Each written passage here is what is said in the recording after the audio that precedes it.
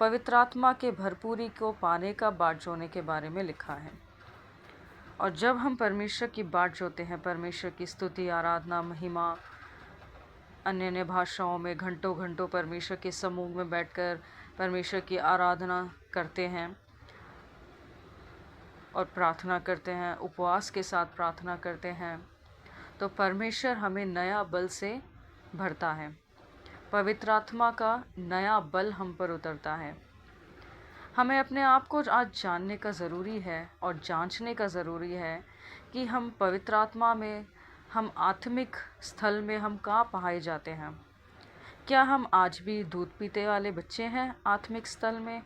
क्या हम बढ़ गए हैं?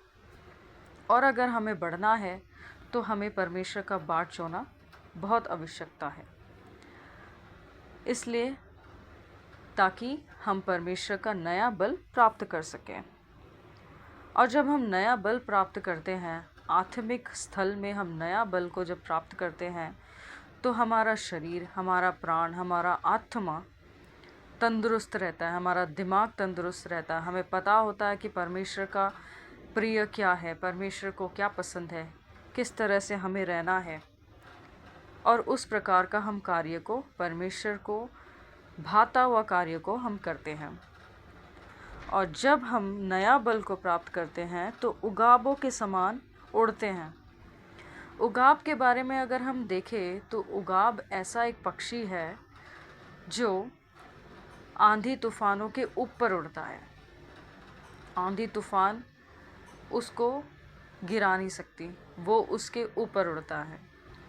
अगर हमें भी अपने जीवन में आने वाले आंधी तूफानों के ऊपर उड़ना है, हमारे पैरों के नीचे सारे आंधी तूफान, परेशानी, संकट, मुसीबत को अगर हमें अपने पैरों के नीचे दबाना है, उगाब के नाई उड़ना है, तो हमें परमेश्वर का बाट जोना ज़रूरी है। तभी हम परमेश्वर का नया बल प्राप्त कर सकते हैं। तब हम एक उगाब के नाई हम उड़ेंगे। हम कभी थकित नहीं होंगे। हम चलेंगे तब भी नहीं थकित होंगे, हम उड़ेंगे तभी नहीं थकित होंगे।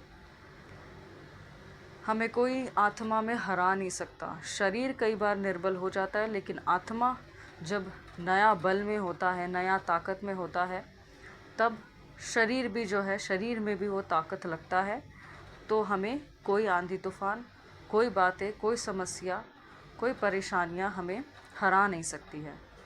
तो इस प्रकार का बाट जोना आज के दिन में हमारे लिए आवश्यक है। इस वचनों से परमेश्वर आप सभी को आशीष दे। आप सब